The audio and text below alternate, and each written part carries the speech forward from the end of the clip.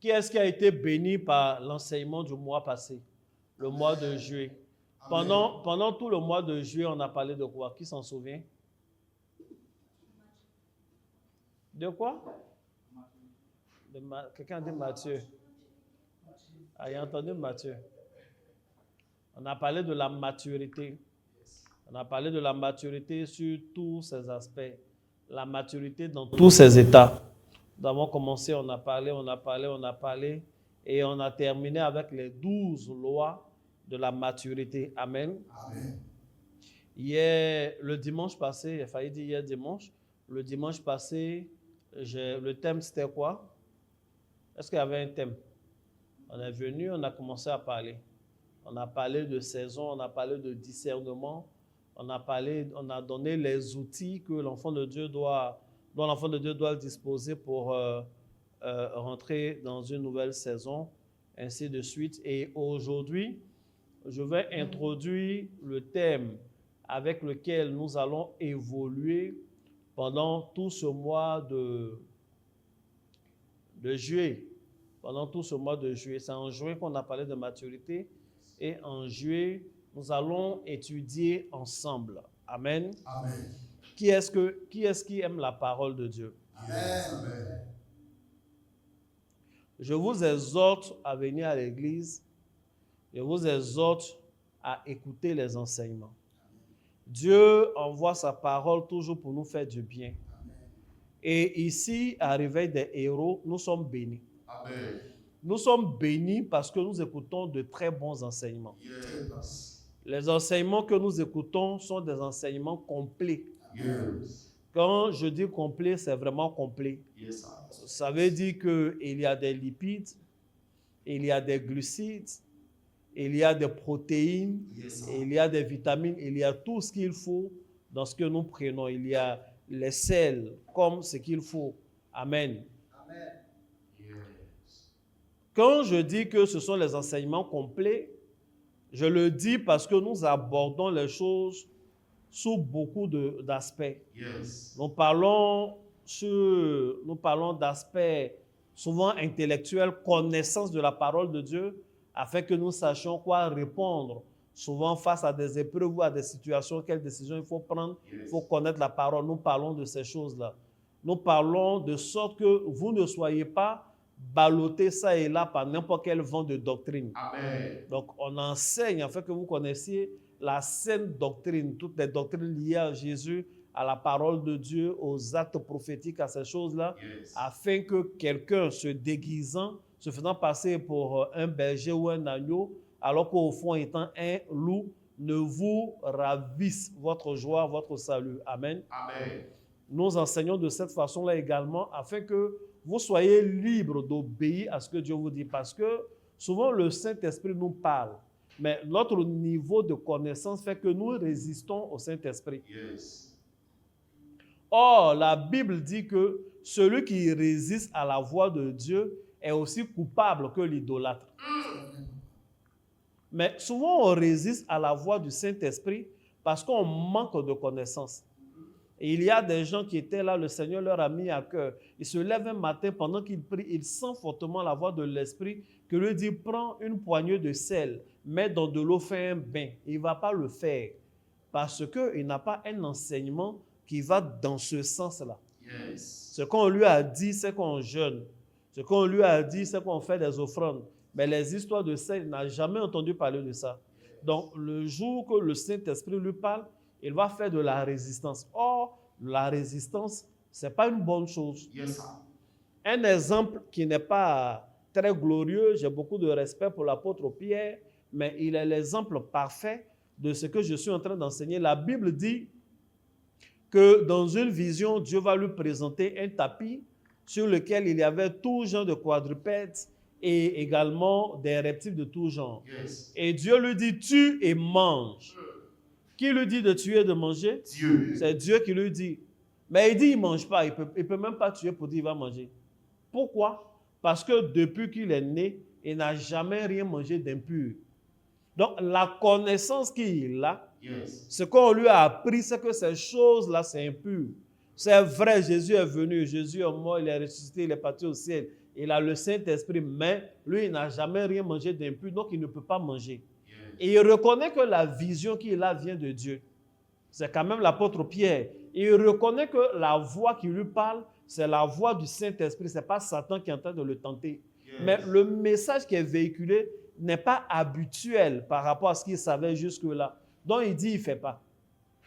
Amen. Amen. C'est par la suite qu'il va comprendre la vision. C'est-à-dire, s'il n'avait pas été préparé de cette façon-là, il n'allait jamais se rendre chez Corneille. Et d'ailleurs, quand il s'est rendu chez Corneille, qu'il a prié pour Corneille, et que les gens de sa maison, ceux qui étaient là, qui ont été baptisés du Saint-Esprit, mais ça créait tous les problèmes à Pierre. Les gens ont dit qu'il a dévié. Pierre est rentré dans la fausse doctrine. Maintenant, il va chez des gens qui ne sont pas juifs. Et le Saint-Esprit qui est tellement précieux, il a même imposé des mains aux païens, à des gens, les gens ont parlé en langue. Et puis, il a mangé à la même table qu'eux. Donc, ce n'est pas la peine, Pierre a dévié. Il a quitté la sainte doctrine. Il a quitté la sainte doctrine. C'est un gars qui est perdu. Amen. Amen. Ils avaient raison, ceux qui parlaient. Parce qu'ils parlaient du niveau de leur connaissance. Yes. On ne peut pas parler au-delà de ce qu'on ne sait pas. Yes. Et même très souvent, c'est ceux qui ne savent rien qui parlent beaucoup. Donc, ils parlent, ils parlent, ils parlent. Et si Pierre n'avait pas eu son expérience, s'il n'avait pas eu la conviction de l'esprit, et s'il n'avait pas acquis ce nouveau niveau de connaissance, sûrement, les propos, les ont dit, les choses que les gens racontaient sur Facebook, là, allaient décourager Pierre. Yes. Et il n'allait plus continuer son ministère. Donc, c'est pourquoi il est important de donner de la connaissance au peuple de Dieu. Amen. Et donc, quand nous enseignons, c'est pour éviter que vous soyez dans la fausse doctrine, mais c'est également pour éviter que vous confondiez une bonne doctrine à une autre doctrine satanique. Amen. C'est pour éviter que vous confondiez la voix de l'Esprit de Dieu à la voix du diable. Yes. Amen. Amen. Donc, que Dieu vous bénisse abondamment. Amen. L'autre aspect qui me fait dire avec aisance que nous donnons des enseignements complets, c'est que nous parlons également de spiritualité. On ne se limite pas à des conseils d'ordre moral, à des conseils d'ordre, je veux dire, cognitif. Nous parlons des choses invisibles, nous parlons des choses mystiques, nous parlons de spiritualité et mieux. Nous faisons mieux que parler, nous posons des actes spirituels et le Seigneur est fidèle, des exaucements et des miracles l'accompagnent. Amen. Ce mois encore ne sera pas différent, ou tout au moins, il sera meilleur Amen. que tout ce que le Seigneur a fait jusque-là pour nous. Je prie et je déclare déjà que ton mois de juillet est béni, que Amen. Dieu ouvre ton intelligence, Amen. que Dieu te permette de comprendre tout ce qu'il nous enseigne et que toute leur application produise dans ta vie des miracles extraordinaires. Amen. Quelqu'un a dit Amen. Amen. Le thème que nous allons étudier ce mois-ci nécessite que tu aies quand même un cahier. Tu vas avoir un cahier, tu vas prendre note. Yes. Tu vas écrire les choses. J'aime beaucoup mes filles spirituelles que je vois écrire chaque fois que j'enseigne. Yes. J'aime beaucoup. Souvent, je fais exprès, je me promène dans les rangées pour voir ce qu'ils écrivent et je vois qu'ils écrivent très bien. Amen. Amen. Il y avait un monsieur, un papa là, en général, quand on prêchait, il avait toujours son cahier, il prenait note. Et je trouvais que c'était bien. Et un jour, pendant que je me promenais dans les rangées, j'ai constaté ce qu'il faisait comme prise de notes. Vous savez ce qu'il faisait? Quand il vient, c'est vraiment tonton, un monsieur, un papa, ce n'est pas un enfant. Bien en veste ou en saharienne, il a son cahier, il a la tête, il regarde l'orateur, il écrit. Vous savez ce qu'il fait? Il dessine. Il ne prend aucune note de ce qui se passe. Et il ne dessine pas l'orateur, ou bien il dessine des choses, il dessine des arbres, des maisons. En fait, son cahier avec lequel il vient avec son cahier à l'église et puis il dessine. Je n'ai jamais compris son mystère. Donc, depuis que j'ai eu cette expérience avec ce papa-là, quand je vois des gens écrire souvent, la dernière fois, je voyais M. Kissi, il a toujours son cahier là. Est-ce que lui-là, mais il ne dessine pas? Mais je me promets, je vois qu'ils écrivent. Et prenez note, ça va vous faire énormément de bien. Amen. Amen. Amen. Le thème dont nous allons parler ce mois-ci, le thème général, je pense que vous avez mis ça en titre. Qui va me rappeler le thème de ce mois-là? L'écosystème spirituel. On dit fort, on n'était pas sûr. L'écosystème spirituel. Amen. Amen. Alors, nous allons parler de l'écosystème spirituel. Je pense qu'on va interroger quelqu'un, on va lui donner un micro, on va mettre la caméra sur la personne et la personne va nous dire qu'est-ce qu'un écosystème. Amen. Amen. Ne fuyez pas. Hein? Bon, on ne met pas la caméra, dis, on ne te voit pas. Si c'est faux, ce n'est pas grave. Un écosystème est un milieu naturel. Il y a des animaux. Où il y a les animaux. Est-ce que quelqu'un peut me dire c'est quoi un écosystème? En commentaire aussi. On ne sort pas, hein? On ne sort pas de Facebook pour aller copier quelque part. Qui est-ce que en commentaire également peut me dire c'est quoi l'écosystème? On a quitté à l'école, on dit allons prier, on arrive à l'église encore là. On nous demande c'est quoi l'écosystème. Mais il faut dire, c'est quoi l'écosystème? Est-ce que vous entendez? Même moi ici, à 2 mètres là, je n'entends pas. L'écosystème est un milieu naturel composé d'êtres vivants et non vivants. Il a dit que l'écosystème est un milieu naturel composé d'êtres vivants et non vivants. D'accord? Est-ce qu'il y a quelqu'un qui veut ajouter une touche, quelque chose? Normalement, le petit là devait lever sa main depuis. Là. Toi, tu es en 4e, ça, il n'y a pas longtemps, tu as vu l'écosystème. Attends, en commentaire, là, ils sont cachés derrière leur téléphone. Personne n'a écrit quelque chose. Hein. Ou bien subitement, on n'entend plus, le son est coupé, on dirait. La partie où on pose la question, là. En fait, ils allaient répondre, mais c'est quand j'ai dit, ne quitte pas Facebook, parce qu'il allait partir sur Google rapidement. Amen, que Dieu vous bénisse abondamment. Je pense que peut-être que les mots exacts pour répondre comme on répondait à l'école, là, ne viennent pas forcément, mais de façon générale, nous savons ce que c'est que l'écosystème.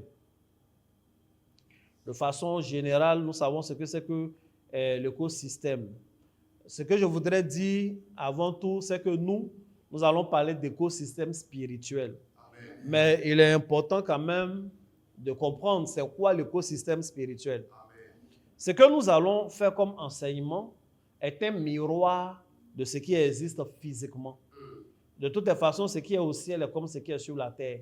Yes. Ce qui est dans le monde invisible est comme ce qui est dans le monde visible. Il n'y a qu'un miroir qui sépare les choses. L'écosystème, c'est un truc qu'on a étudié au primaire il y a longtemps, on a oublié. Donc, on va rappeler un peu. C'est une notion importante d'une science qu'on appelle l'écologie. L'écologie elle-même est une branche de la biologie. L'écologie, c'est cette science-là qui va étudier les êtres vivants dans leur milieu et dans leur interaction. C'est ça l'écologie. Amen. Amen. Et l'une des notions importantes de cette science-là, c'est l'écosystème. La biologie, c'est l'étude du vivant. Hein.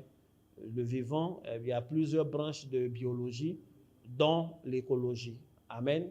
Amen. Donc, effectivement, c'est ça l'écosystème, ce qu'il a dit. Dans l'écosystème, il y a deux choses importantes à savoir. Il y a le biotope et la biocénèse, ou bien biocénose, c'est ça. Amen. Amen. Biotope.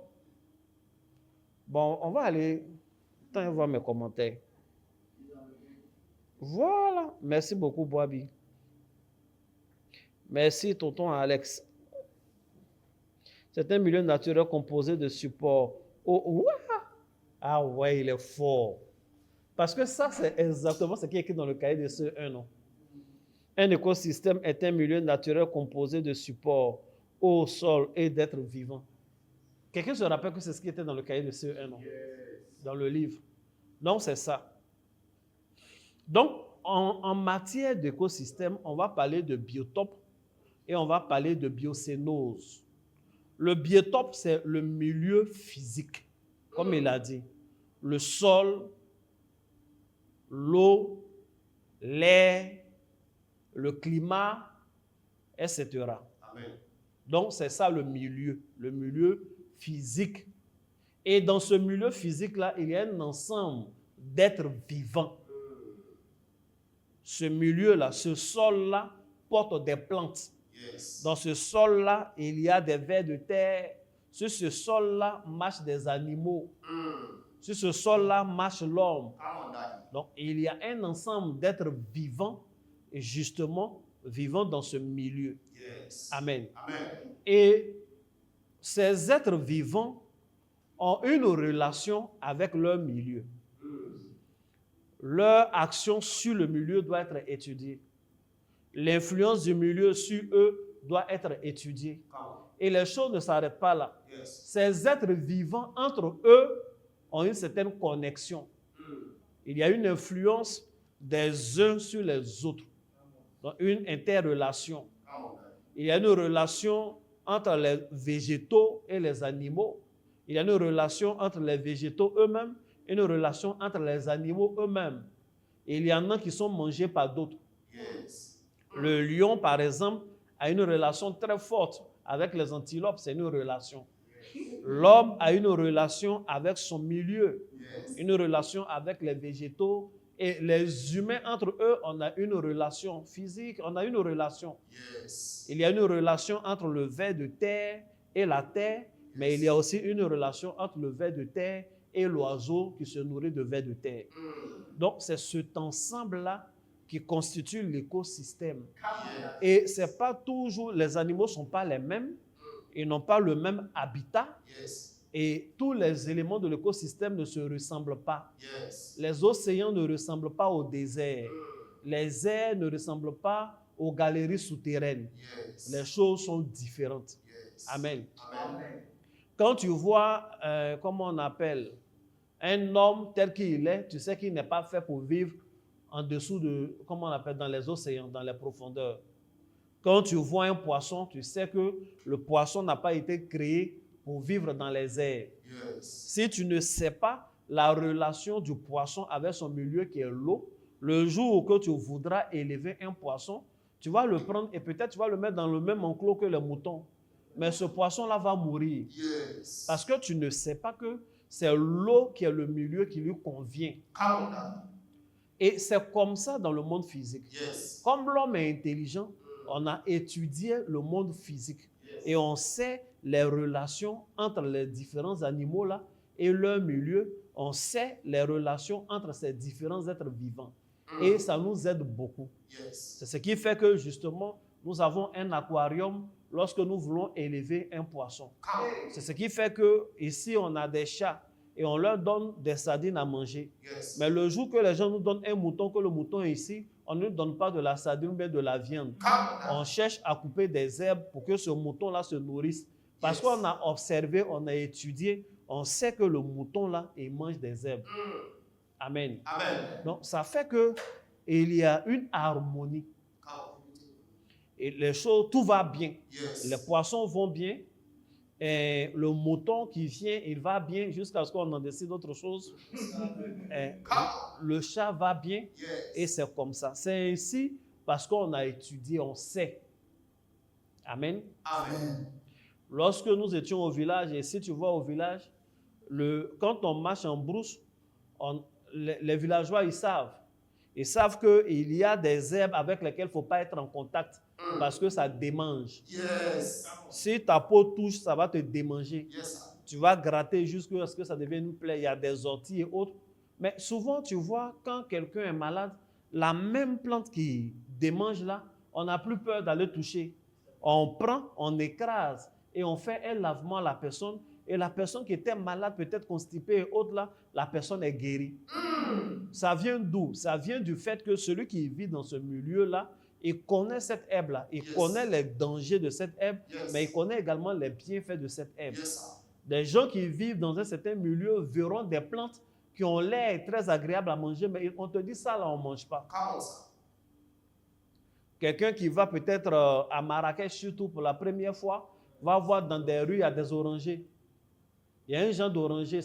c'est beau, ça est là, et puis souvent des fruits là tombent, les gens ramassent, ceux qui nettoient la ville là ramassent. Tu te demandes, mais pourquoi les gens ne mangent pas? Yes. Tu as le droit de te poser cette question-là jusqu'à ce que tu en manges toi-même. Amen. Tu vas comprendre pourquoi les gens ne mangent pas. Yes. Donc, les gens ne mangent pas parce que c'est leur milieu. Ils connaissent toutes les règles qui régissent et puis ils connaissent le goût de ce truc-là.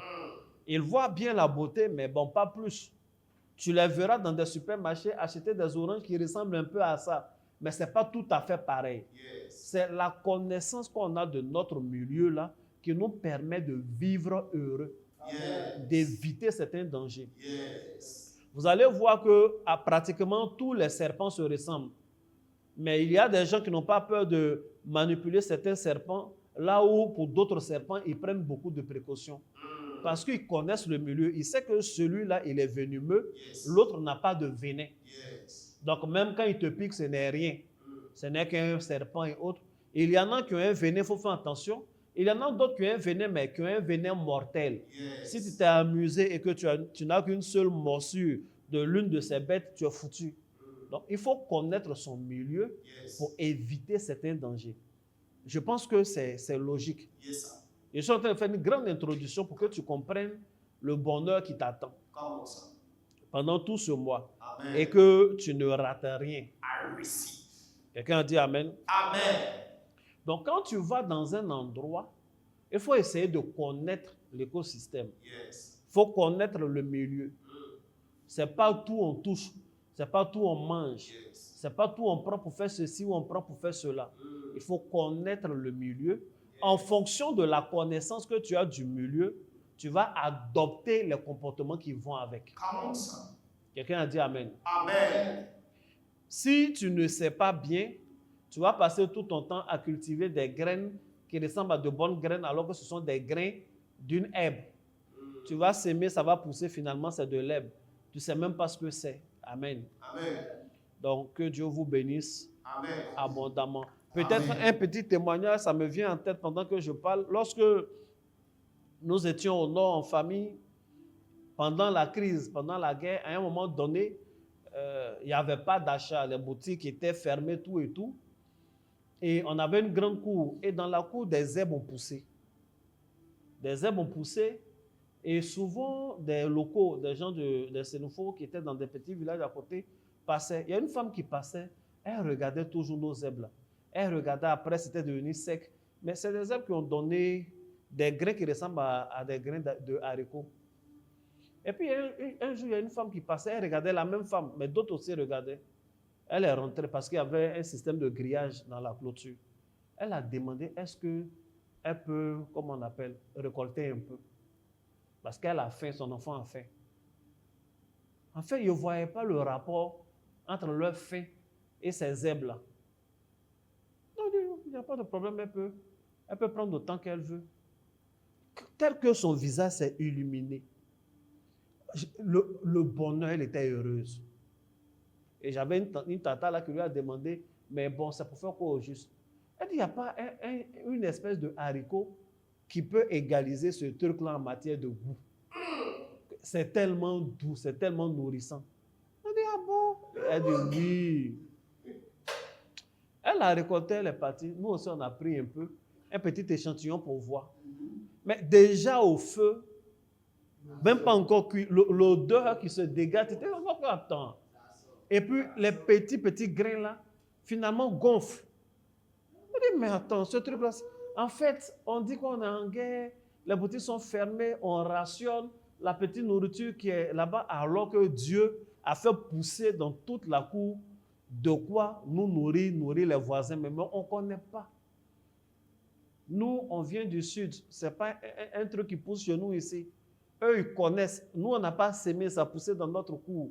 Mais notre méconnaissance du milieu dans lequel on était a fait qu'on avait faim, alors que Dieu a mis à notre disposition tout ce qu'il fallait pour nous nourrir et même aider les voisins qui étaient juste à côté de nous. Amen.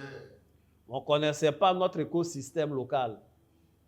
Donc, on était dans le problème. J'ai dit tout ça, ce n'est pas parce que j'ai envie de ramener quelqu'un à l'école. Je n'ai pas envie de... Je suis pas un spécialiste en biologie ou en écologie et autres. Je dis tout ça pour attirer ton attention sur un fait. C'est que si tu ne connais pas ton milieu, si tu ne connais pas la nature de ton milieu, si tu ne connais pas les êtres vivants qui sont dans ton milieu, Yes. il peut arriver qu'il y ait un danger et tu vas tomber dans le danger. Il peut arriver qu'il y ait un bonheur et tu vas manquer le bonheur. Ce qui est vrai pour l'écosystème naturel, ce qui est vrai pour l'écosystème physique, ces notions-là sont également vraies pour l'écosystème spirituel. Come on, sir. Il y a des gens qui spirituellement, la vie leur a donné du poisson et ils sont allés mettre ce poisson-là dans un enclos de moutons. Il y a des gens qui spirituellement ont vu pousser des haricots qui allaient remplir leur vie financière, qui vont les aider, mais finalement ils ont pensé que c'était la mauvaise herbe et ils n'ont fait que prier le feu pour consumer la bénédiction que Dieu leur a donnée, parce que c'est quelque chose qu'ils n'ont pas été capables d'identifier. Il y a des gens qui ont vu des anges et qui ont pris ces anges pour des démons. Il y en a d'autres qui ont vu des démons et qui ont pris ces démons-là pour des anges. Yes. Les gens se trompent, les gens sont dans la confusion parce qu'ils ont une méconnaissance de l'écosystème spirituel. Yes. Ils ne connaissent pas les milieux spirituels. Ils ne connaissent pas l'habitat spirituel. On ne se comporte pas dans un habitat spirituel comme on se comporterait dans un habitat quelconque. Écoute, on ne peut pas se comporter dans l'eau comme on se comporterait à la surface de la terre. Yes. Tel que tu cours sur le sol, tu ne peux pas courir ainsi dans l'eau. Quand tu rentres dans l'eau et si tu veux aller dans les profondeurs, il faut avoir un équipement, il faut avoir un minimum de base, de la notion de natation. Dans l'eau, on nage, sur la terre, on marche. Mais les gens ne comprennent pas le milieu spirituel dans lequel ils sont. Les gens n'arrivent pas à identifier les saisons spirituelles dans lesquelles ils vivent. Les gens n'arrivent pas à identifier les êtres vivants spirituels qui sont auprès d'eux et quelles sont leurs influences et quelles doivent être leurs réactions à l'égard de ces êtres vivants. On n'a pas une liste des choses qui nous entourent sur le plan spirituel. C'est pourquoi nous vivons et nous vivons juste comme des terrestres alors que nous ne sommes pas des terrestres simples. Nous sommes spirituels. Yes. Et nous vivons aussi dans des milieux spirituels. Yes. Et aussi vrai qu'il y a beaucoup de variations de milieux physiques. Il y a autant de variations, sinon même plus sur le plan spirituel. Come on. C'est quoi un milieu spirituel? C'est quoi un habitat spirituel? Quels sont les différents êtres vivants spirituels? Come on, sir. Quelles sont leurs actions sur le milieu? Telle ou telle autre espèce spirituelle vit dans quel milieu? Yes. Quels sont nos comportements à l'égard de ces choses? Quels sont les dangers de ces êtres spirituels-là? Quels sont les avantages? Quels sont nos alliés? Quels sont nos ennemis? Quels sont ceux qui sont neutres, que tout le monde peut utiliser? Voici ce que nous allons voir pendant tout ce mois-là. Enseigne-nous, papa. Le thème est vaste et il est capital. Yes, sir. Tu ne vas plus jamais décorer ta maison de la même façon. Tu ne vas plus jamais, parce qu'il faut que je vous dise une chose. Yes, sir. Qu'est-ce que j'ai l'intention de faire? Je suis en train de conclure. Come on. Ah oui? Papa. Quel aïe! Je vous ai dit, j'ai fait une introduction de 20 minutes déjà, c'est long. Who study? Qu'est-ce que j'ai l'intention de faire? Yes. J'ai l'intention de vous parler des différents milieux spirituels, de vous parler de leur analogie avec les milieux physiques, Yes. des différences majeures. Yes. Autant on nous a enseigné sur des principes de l'écosystème lorsque nous étions à l'école, c'est bon, on a eu le bac, il y en a même qui ont fait littérature même carrément. Yes. Aujourd'hui, on cherche d'autres choses. Il faut que vous sachiez quels sont les principes de l'écosystème spirituel. Ainsi, vous allez identifier les dangers, vous allez identifier tout ce qui est bénéfice. Amen. Yes. Amen. Il faut que vous voyez les interactions entre les différents êtres vivants. Sur le plan physique, on a les vers de terre, on a les serpents, Yes. on a les oiseaux. Yes. Un oiseau ne se déplace pas comme un ver de terre. Yes. Un poisson ne se déplace pas comme un serpent. Dans le monde spirituel, quelles sont les créatures qu'on a? On a des anges, Yes, Daddy. on a des démons, Hey. on a des hommes, Yes. on a des esprits humains. Et il y a d'autres choses qu'il y a. D'ailleurs, quand on dit des anges, le mot ange même est un mot valise dans lequel on peut mettre plusieurs créatures. Mais si un serpent se déplace différemment d'un poisson, Yes. est-ce que les anges se déplacent de la même façon? Question. Si une brebis peut être attirée par de l'herbe verte et qu'un lion est attiré par de la viande, Yes. est-ce que les anges sont attirés par les mêmes choses? Question.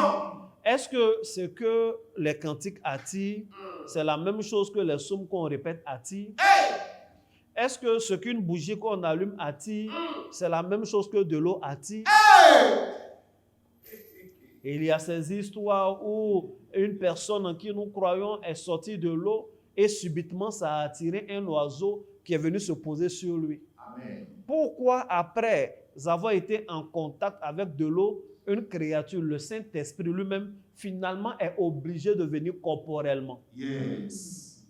Parce que le Saint-Esprit est esprit. Yes. Il peut descendre sur Jésus Yes, sir. et puis il est descendu sur lui. Mais pourquoi il prend une forme corporelle? Question.